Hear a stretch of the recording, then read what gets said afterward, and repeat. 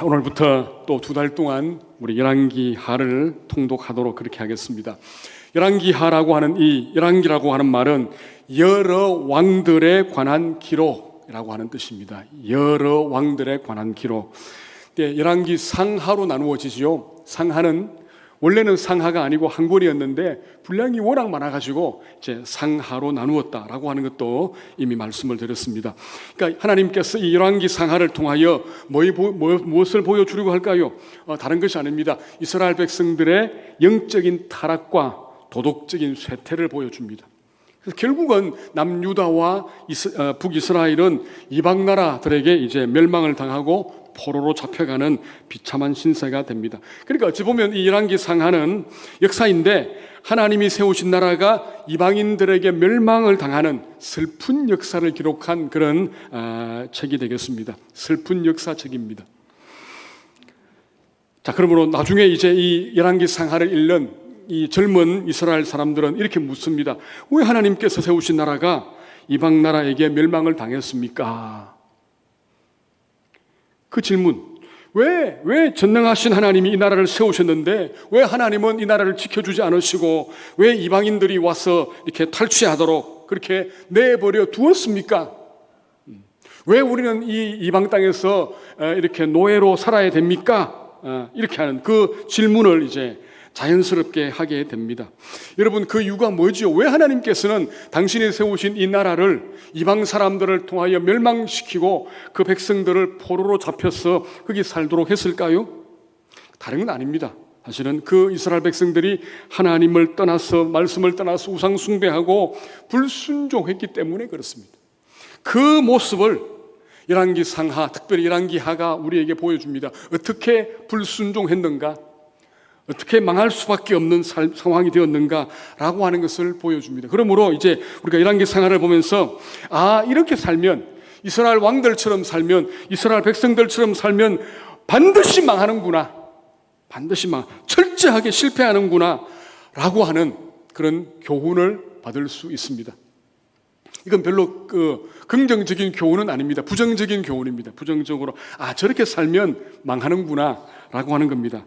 자, 그런데 그것만 있는 것이 아니고 또 하나의 중요한 그런 이유가 있습니다. 그건 이런 배교와 불순종 가운데에서도 하나님의 통치와 하나님의 나라는 계속 확장된다는 겁니다.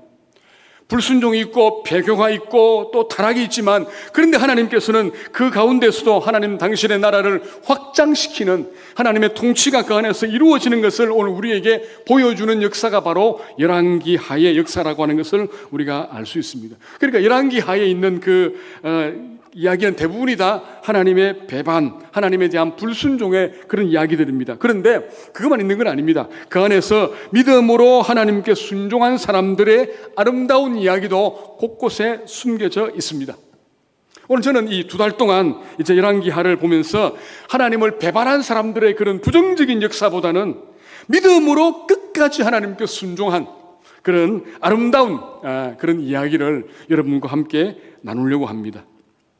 그래서 이번 열왕기하의 표어가 뭐라고요? 믿음으로 끝까지 순종하자. 따라 할까요? 믿음으로 끝까지 순종하자.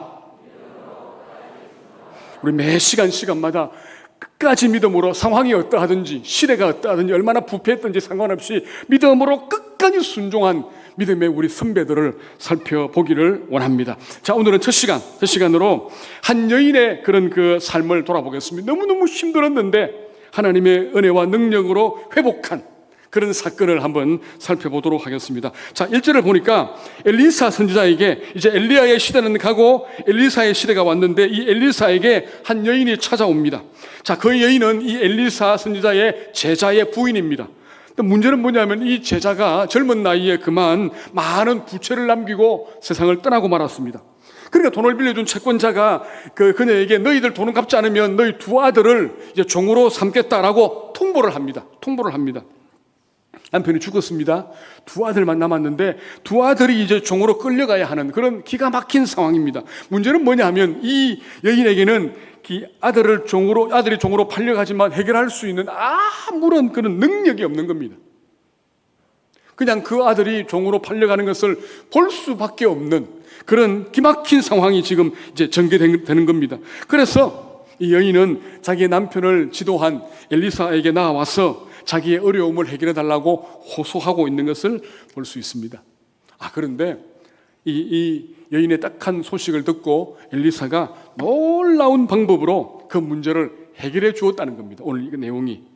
그래서 이게 세 가족이 풍족하지는 않지만 걱정 없이 살 수 있도록 그 길을 열어준 바로 그 이야기가 오늘 우리가 읽은 본문의 이야기입니다. 자, 여러분, 이 고통과 고난의 삶에 하나님의 은혜가 임하니까 그 여인이 회복된 그 사건입니다. 그렇죠? 사건입니다. 하나님의 은혜가 채워지니까 힘든 일들이 다 해결된 그 상황을 우리에게 보여주고 있습니다. 여러분, 우리가 가만히 오늘 저와 여러분들의 삶을 가만히 보면은 우리의 삶에도 사실은 좀 채워지고 회복되어야 하는 일들이 많습니다. 그렇죠? 뭐가 있을까요?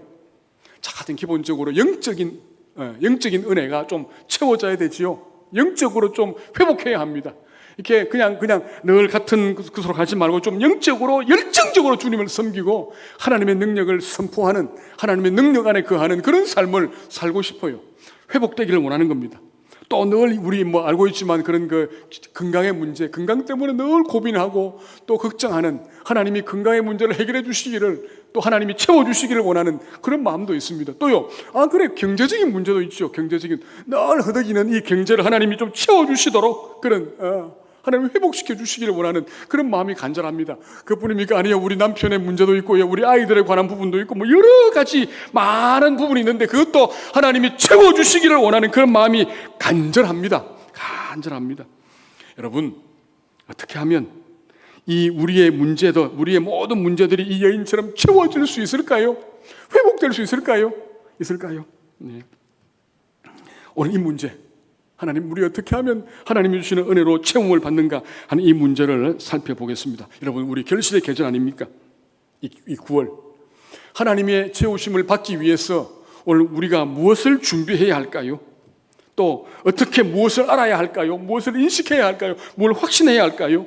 이런 문제를 오늘 이 사건을 통하여 함께 살펴보겠습니다. 자, 첫째로 우리 오늘 말씀을 통하여 하나님의 기적은 하나님께로 나아감으로부터 시작된다는 사실을 여러분 기억하시기 바랍니다. 여러분, 가장 먼저 하나님의 은혜 받고 하나님 능력 받기 위해서 제일 먼저 하는 일은 다른 일이 아니고 뭐라고요? 하나님께 나아가는 일. 자, 보십시다. 오늘 본문 1절도 보면은요, 이 불쌍한 여인도 엘리사에게 나왔습니다. 그렇죠. 엘리사에게 나와서 뭐합니까? 자기의 그 힘든 처지를 아뢰는 겁니다. 여러분, 구약시대에는 이 선지자라고 하는 직책이 하나님의 대리인이었습니다. 하나님의 대리인. 지금 그러면 목사가 하나님의 대리인일까요? 그렇지는 않습니다. 저희가 하나님의 말씀을 전하지만 하나님의 대리인은 아닙니다. 구약시대에는 독특하게 이 선지자가 하나님의 대리인이었습니다. 그래서 이스라엘 백성들이 하나님의 말씀을 듣고 하나님의 뜻을 알기 위해 여기 이 상황에 대한 하나님의 뜻이 무엇입니까? 라고 알기 위해서는 누구에게요? 선지자에게 나아가는 겁니다. 그러니까 이 여인도 지금 엘리사에게 나와가지고 자기의 문제를 이제 고백하는 겁니다. 다시 말하면요, 이 여인이 누구에게 나왔다고요? 하나님께 나온 겁니다. 하나님께. 자, 하나님께 나온 이 여인을 보면서 한 가지 신앙생활의 가장 중요한 원리를 하나 알 수 있죠. 그게 뭐냐면, 자, 우리도 많은 문제와 우리도 많은 기도 제목을 가지고 있는데 우리 뭐 해야 한다고요? 주저하지 말고 누구에게? 하나님 앞에 가지고 나와야 한다는 겁니다. 맞습니까? 맞습니다. 오늘 우리가 많은 문제를 가지고 있고 많은 기도 제목을 가지고 있지요. 그냥 붕붕 앓으면 안 돼요. 여기 보니까 나온 것처럼 하나님께 나와서 하나님께 구하는 것이 중요합니다. 왜냐하면 예수님께서도 요한복음 14장 14절에 이렇게 말합니다. 내 이름으로 무엇이든지 내게 구하면 내가 시행하리라. 내게 구하면 무엇이든지 우리 예수님의 이름으로 구하면 하나님께서 다 시행할 것이다 라고 이제 우리에게 약속하고 있습니다. 그렇죠? 그러니까 우리 어떻게 해야 합니까? 하나님께 나가야 되죠. 나가야 돼. 하나님 앞에. 여러분, 이 사실을 모르시는 분이 있습니까? 이 자리에? 문제가 생기면 하나님께 나가야지. 모르시는 분이 있습니까? 아무도 없습니다. 예수 믿는 사람도, 오늘 이 예배를 드리는 여러분들은요, 이 사실을 다 알고 있습니다. 문제는 뭐냐면요, 알고는 있지만 자주 그리고 많이 하나님께 나아가지는 않는다는 겁니다. 이게 문제 아닙니까? 알고는 있지만 나아가지 않습니다. 하나님께 나아가야지. 내 이 문제 하나님이 해결할 수 있어. 알고는 있습니다. 알고는. 근데 이 가슴이 이 심장이 하나님께로 나아가지 않는 것이 문제 아니겠습니까? 그렇기 때문에 하나님이 주시는 은혜와 능력을 많은 성도들이 경험하지 못하는 것을 보게 됩니다. 그렇죠? 여러분, 하나님이 베푸시는 은혜와 능력과 은총과 기적은 누구에게요? 하나님께 나와서 하나님과 교제하는, 하나님께 기도하는 하나님의 자녀가 받는 줄 믿으시기를 바랍니다. 그거 반드시 기억하셔야 돼요. 자, 여러분, 만약 이 여인이 자기의 상황에 대해서 그냥 울고 탄식하고 어떻게 하나 라고 했다면 그 채워주시는 하나님의 은혜를 경험했을까요? No, 아니겠죠. 아닙니다. 여러분, 그렇기 때문에 오늘 우리에게 있는, 우리가 문제가 없을 수 없거든요. 문제 없는 사람이 있습니까? 문제 없는 사람은 없습니다. 어떻게 하면 문제가 없지요? 어떻게 하면요? 저기 가면 없어. 저기 천국 가면 문제 없습니다. 이 땅을 사는 동안요, 끊임없는 문제가 우리에게 있습니다. 당연한 것입니다. 당연한 겁니다. 다 대통령 문제 더 많지요. 그죠? 재벌 총수 더 많습니다. 그죠? 더 많습니다. 다 문제가 있습니다. 중요한 건 뭐라고요? 그 문제를 가지고 누구에게 나아가느냐? 우리는요, 전능하신 하나님께 나아가는 사람들인 줄 믿으시기를 바랍니다. 여러분, 계절이 9월이 되었습니다. 너무 좋은 계절입니다. 지금 태풍이 올라오고 있지만 우리가 좀 기도해야 할 것 같습니다. 그래서 더 어려움 생기지 않도록, 지난번 재해 때문에 힘들었는데 많은 분들이 피해 입지 않도록 우리 기도하는데요. 그러나 어쨌든 이 9월, 10월은요, 하나님께 나아가기 너무 좋은 계절입니다. 새벽에도 아침에도 저녁에도 여러분 하나님께 기도할 수 있는 여러분 되시기를 바랍니다. 뭐 교회만 나오라고요? 아닙니다. 집에서 할 수 있죠. 집에서 방 한 구석에서요, 무릎 꿇고 기도할 수 있죠. 여러분, 우리 남성분들은 직장 가면서 차 안에서 또 버스 안에서 또 길을 걸으면서 하나님께 나아올 수 있지 않습니까? 그죠? 하나님의 보좌 앞으로 우리 주님 이름 부르면 그것이 하나님의 보좌 아닙니까? 나아갈 수 있습니다. 이 확신, 이 믿음 가지고 우리의 기도의 그릇이 찰 때까지 기도할 수 있는 저와 여러분 될 수 있기를 바랍니다. 자, 둘째로 하나님의 기적은 우리가 믿음으로 순종할 때 우리에게 주어진다는 사실을 우리가 알 수 있습니다. 그죠? 자, 엘리사가 보니까 2절 보니까 그 가족의 딱한 사정을 들었습니다. 들어서 뭐 합니까? 자, 너의 집에 있는 것이 무엇이냐? 그렇게 묻습니다. 당신 집에 뭐가 있습니까? 그렇게 묻죠. 그러니까 이 여인이 뭐랍니까? 집에는 기름 한 그릇 외에는 아무것도 없습니다. 기름 종지가 있는데 기름을 부은 여기 있는 이 기름 외에는 아무것도 없습니다. 무슨 말입니까? 너무 가난한 집입니다. 너무 가난한 집. 뭔가 도와줘야 할 그런 집이죠. 그런데 엘리사가 뭐랍니까? 뜻밖의 명령하지요. 자, 너는 가서 이웃 사람들에게 빈 그릇을 있는 대로 빌리라. 그리고 또는요, 사진을 보니까 두 아들과 함께 방에 들어가서 문을 닫고 그 그릇에 있는 기름을 그 빈 그릇에 빌려온 그릇에 부어라. 그렇게 명령합니다. 이 말을 들은 과부와 두 아들이 엘리사의 말대로 온 동네를 다니면서 빈 그릇을 빌려옵니다. 빈 그릇을. 그죠? 그리고는요, 그 말씀대로 방 안에 들어가서 문을 잠그고 그 그릇에 기름을 채웁니다. 그런 놀랍게도 그 그릇으로 기름을 채워도 계속 나오네. 마치 500년 그 기적처럼요, 계속 나오는 그런 기적을 체험합니다. 다 찼습니다. 더 이상 그릇이 없습니다. 더 이상.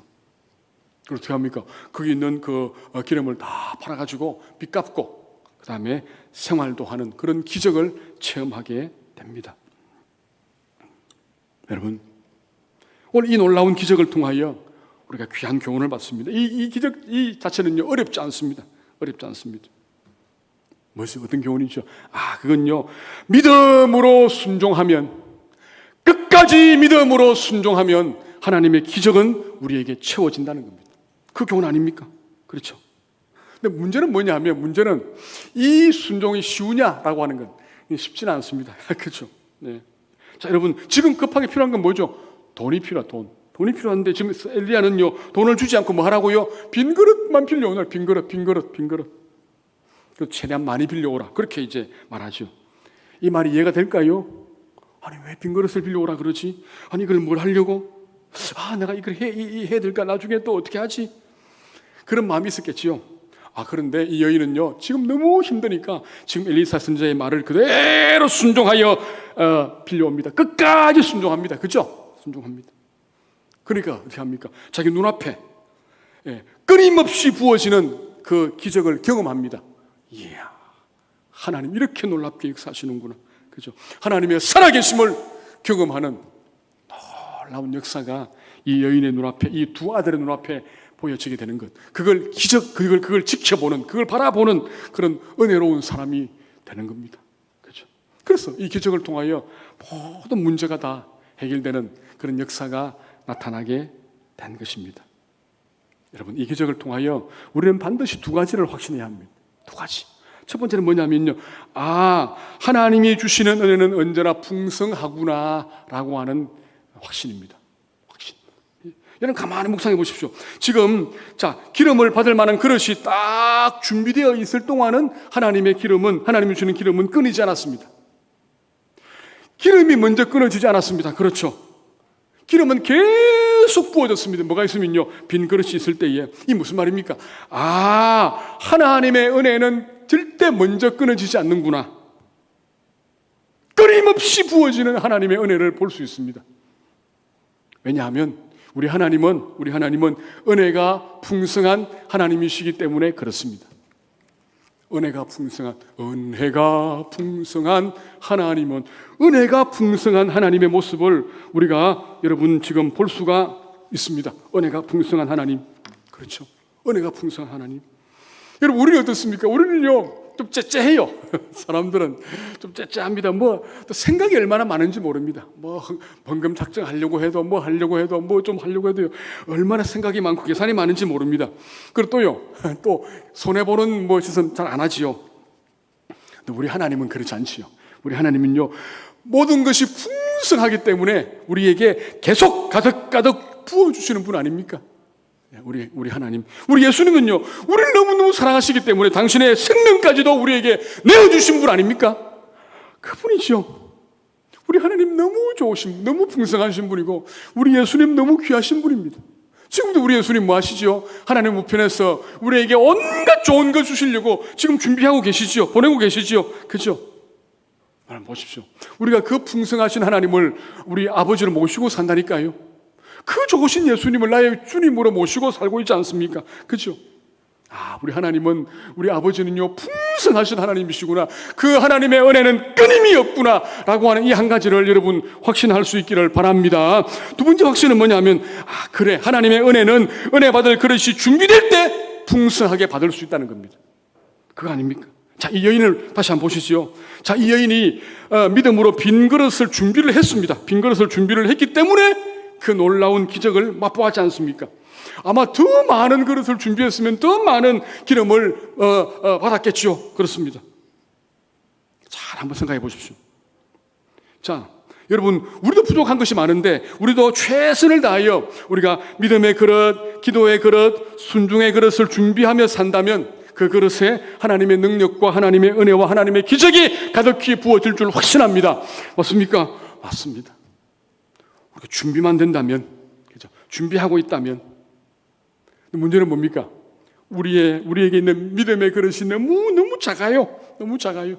우리에게 있는 그 기도의 그릇이 너무 작아요. 우리의 순종의 그릇이 너무 좁고 작아요. 그러니까 하나님의 은혜가 부어져도 풍성하게 받을 수 없다는 겁니다. 그것입니다. 그렇죠. 우리의 믿음의 그릇이 크면 하나님의 은혜가 아무리 부어져도 다 받을 수 있겠지요. 저는 그렇게 되기를 원해요. 그렇죠? 여러분 그렇게 되기를 원하시지요? 여러분의 기도의 그릇이 커가지고 온 세상에 온 힘든 분들 위해서 늘 기도하는 그런 기도가 되면, 기도 그릇이 되면 좋겠지요. 순종의 그릇이 너무 커가지고 어떤 말씀이든지 주어지면 순종할 수 있는 그런 사람 되면 얼마나 좋을까요? 얼마나 좋을까요? 여러분 어떻습니까? 여러분께서 이 하나님의 은혜와 능력과 기적을 날마다 사모하면서 여러분의 믿음의 그릇을 키우며 지금 살고 있습니까? 살고 있습니까? 문제는 뭐냐면요, 우리는 믿음으로 평소에 순종하지도 않고 기도하지도 않으면서 그 은혜를 바라고 있다는 거죠. 그 뭐죠? 불안당, 우리가 불안당 이러지 않습니까? 영적 불안당이에요, 우리는. 그렇죠? 저는 여러분들이 평소에 매일매일 좀 더 간절하게 하나님 앞에 기도하고, 좀 더 감격해서 하나님께 예배드리고, 좀 더 기쁨으로 하나님께 헌신하며 봉사하는 그런 여러분들 되기를 간절히 소원합니다. 그럴 때에 우리도 알지 못하는 사이에 우리의 믿음의 그릇이요 쑥쑥 커져가지고 어떤 은혜도 다 받고 누리며 나눌 수 있는 그런 복된 종들이 될 줄 확신합니다. 확신합니다. 여러분, 이 믿음으로 순종하는 건요 훈련되어져야 합니다. 그죠? 하루아침에 되지 않습니다. 그래서 여러분 성경 읽을 때에 주신 말씀 있죠. 또 묵상할 때 주님 주신 말씀 있죠. 또 설교를 통하여 주님 주신 말씀 있지 않습니까? 그 말씀을 믿음으로 순종할 수 있기를 바랍니다. 작은 것이라도 계속 믿음으로 끝까지 순종하는 훈련을 여러분들이 하실 수 있기를 바랍니다. 그러면 어느 순간 풍성하게 부어지는 하나님의 은혜를 풍성하게 받아 누리는 여러분인 것을 여러분이 확인할 수 있을 것입니다. 여러분, 이번 가을에도 저는 우리 모두가 채워주시는 하나님의 복된 은혜를 다 받고 누리며 나누는 삶이 되기를 원합니다. 이번 가을 결실의 계절이지 않습니까? 우리의 그릇을 넓혀서 하나님이 베푸시는 아름다운 열매를 많이 받고 거두는 그런 복된 우리 동산의 성도님들 다 될 수 있기를 주님의 이름으로 축복합니다. 우리 시간 함께 기도